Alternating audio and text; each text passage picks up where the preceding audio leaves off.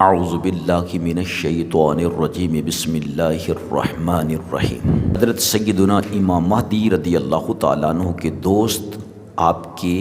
اعوان و انصار وہ کیسے ہوں گے؟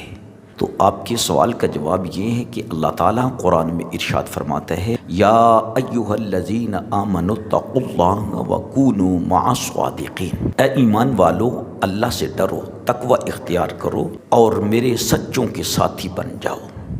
حضرت امام مہدی رضی اللہ تعالیٰ عنہ کی بیعت حجر اسود اور مقام ابراہیم کے درمیان صحن کعبہ میں ہوگی،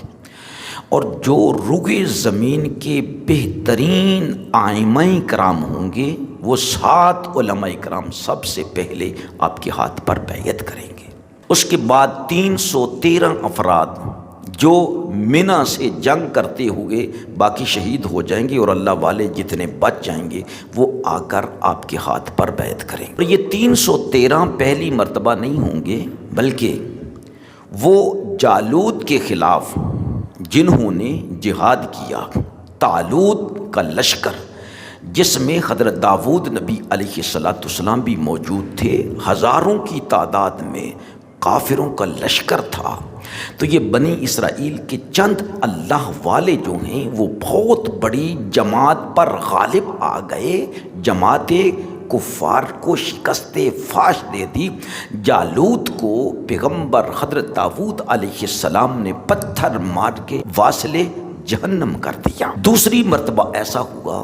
کہ غزوہ بدر میں یہ 313 افراد ہی تھے جنہوں نے اپنے سے 3 گنا افراد پر غلبہ حاصل کر لیا، اور تیسری مرتبہ حضرت امام مہدی رضی اللہ تعالیٰ عنہ کے ہاتھ پر یہ 313 افراد جو ہیں یہ بیعت کریں گے۔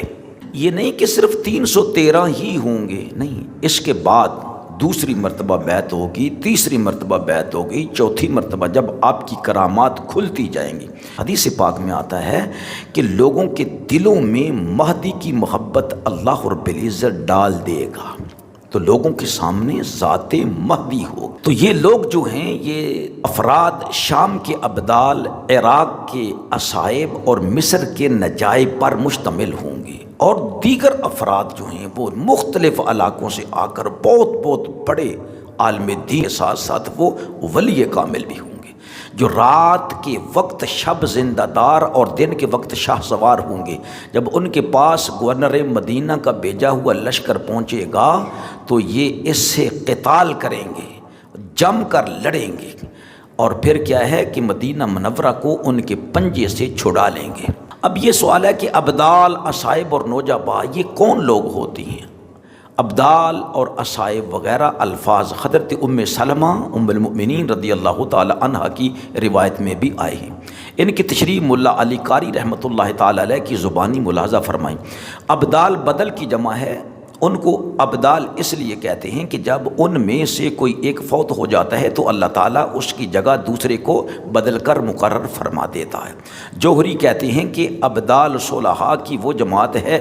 جن سے دنیا کبھی خالی نہیں ہوتی، جو ہی ان میں سے کسی ایک کا انتقال ہوتا ہے دوسرا اس کی جگہ تعینات کر دیا جاتا ہے۔ اور یہ بھی کہا گیا کہ یہ شریف کی جمع اشراف کی طرح ہے، اور ان کو ابدال کہنے کی وجہ یہ ہے کہ وہ ایک جگہ سے دوسری جگہ کوچ کرتے ہیں،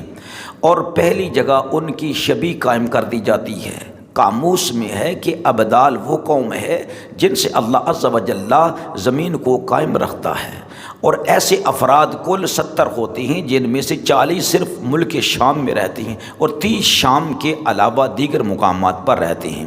یہاں یہ بات ذہن میں رہے کہ شام سے صرف دمشق مراد نہیں، بلکہ شام اور اس کے ارد گرد کا پورا علاقہ ہے جس کو کہ اللہ رب العزت نے اپنی رحمتوں سے ڈھانپا ہوا ہے۔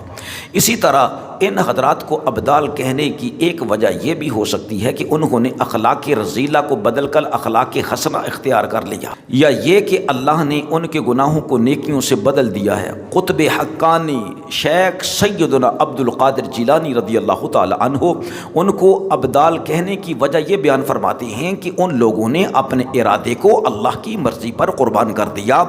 اس کا بدل ان کو یہ عطا ہوا کہ ان کی مرضی اللہ کی مرضی کے مطابق ہو گئی۔ اب ان لوگوں کے حق میں یہ چیز بھی گناہ کے زمرے میں آتی ہے کہ وہ ارادہ خداوندی کے ساتھ کسی کو بھول کر یا غلبہ حال میں آ کر شریک بناویں، پھر اللہ سبحانہ و تعالیٰ اپنی رحمت سے ان کی دستگیری فرماتا ہے تو وہ اس سے باز آ کر رب ذوالجلال سے استغفار کرتی ہیں۔ اصائب جو ہیں، نہایہ میں لکھا ہے کہ اصائب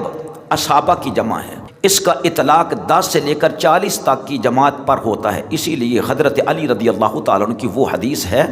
جس میں وہ فرماتی ہیں کہ ابدال شام میں ہوتی ہیں، نجبا مصر میں ہوتی ہیں اور اصائب عراق میں ہوتی ہیں۔ اصائب عراق میں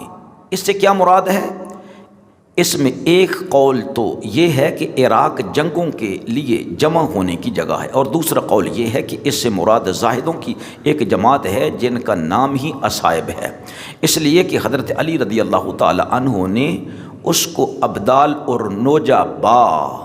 کے ساتھ ذکر فرمایا ہے، اور ابو نعیم اصفہانی رحمۃ اللہ علیہ نے حلیۃ الاولیاء میں اپنی سند سے حضرت ابن عمر رضی اللہ تعالی عنہ سے نبی اقدس صلی اللہ علیہ وسلم کا یہ ارشاد نقل کیا ہے کہ میری امت کے بہترین لوگ ہر زمانے میں 500 افراد ہوتی ہیں اور 40 ابدال ہوتی ہیں، نہ وہ 500 کم ہوتی ہیں اور نہ ہی یہ 40، اس لیے کہ جب ان 40 میں سے کوئی ایک فوت ہو جاتا ہے تو اللہ سبحانہ و تعالیٰ ان 500 میں سے ایک کو اس کی جگہ مقرر کر دیتا ہے۔ صحابہ کرام نے عرض کی یا رسول اللہ صلی اللہ علیہ وسلم ہمیں ان کے اعمال کے بارے میں ارشاد فرمائیں کہ وہ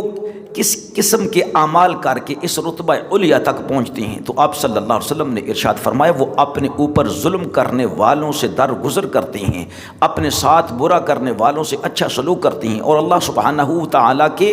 دیے ہوئے میں سے ایک دوسرے کے ساتھ ہمدردی کرتے ہیں۔ اور ابو نعیم ہی کی سند سے ایک سلسلے کی ایک یہ روایت بھی ہے کہ حضرت عبداللہ بن مسعود رضی اللہ تعالی عنہ سے بھی مروی ہے کہ نبی اقدس صلی اللہ علیہ وسلم نے فرمایا اللہ تعالیٰ کی مخلوق میں 7 بندے ایسے ہیں کہ جن کی وجہ سے اللہ تعالیٰ لوگوں کو زندگی اور موت دیتا ہے، بارش برساتا ہے، پیداوار اگاتا ہے اور مصائب کو روکتا ہے۔ حضرت ابن مسعود رضی اللہ تعالیٰ عنہ سے پوچھا گیا کہ اللہ تعالیٰ ان کی وجہ سے لوگوں کو زندگی اور موت کیسے دیتا ہے؟ فرمایا اس طرح کہ وہ لوگ اللہ تعالیٰ سے امت کی کثرت کے لیے دعا کرتے ہیں تو اللہ تعالیٰ امت کی کثرت میں اضافہ فرما دیتا ہے، ظالموں کے خلاف بد دعا کرتی ہیں تو اللہ تعالیٰ انہیں تہس نہس کر دیتا ہے، پانی طلب کرتی ہیں تو اللہ رب العزت بارش برساتا ہے،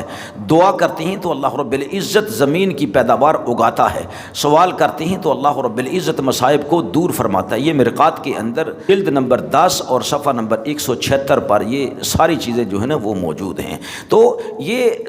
حضرت امام مہدی رضی اللہ تعالیٰ کے ساتھی روح زمین کے بہترین افراد ہوں گے، یہ دنوں کو جہاد کرنے والے ہوں گے اور راتوں کو ان کی راتیں جائے نماز پر گزریں گے، یعنی اللہ رب العزت کی عبادت کرتے ہوں گے۔ یہ بہترین افراد ہیں اور ان کے قائد بھی کیا کہنا کہ کتنے بہترین ہیں، حضرت امام مہدی رضی اللہ تعالیٰ عنہ۔